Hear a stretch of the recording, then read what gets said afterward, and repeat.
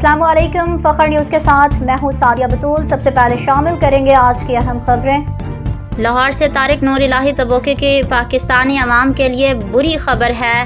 1 جولائی 2026 سے مہنگائی کا طوفان بڑھتا ہوا نظر آ رہا ہے، کیونکہ موجودہ بجٹ میں عوام کے استعمال کی اشیاء پر ٹیکس میں اضافے کا رجحان کرتا دھرتا طبقے میں واضح طور پر پایا جاتا ہے۔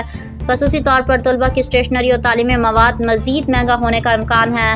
اسلام آباد میں حکومت نے فائنانس بل 2026 میں اسٹیشنری پر سیلز ٹیکس 10% سے بڑھا کر 18% کرنے کا فیصلہ کر لیا ہے، جس کے بعد کاپیاں، رجسٹرڈ قلم، پینسل اور دیگر تعلیمی اور دفتری سامان کی قیمتوں میں اضافے کا قوی امکان ہے۔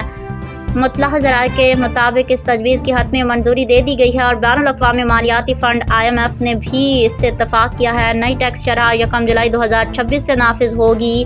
ماہرین کا کہنا ہے کہ ٹیکس میں اضافے کا بوجھ براہ راست صارفین، خصوصاً طلباء، والدین اور تعلیمی اداروں پر پڑے گا۔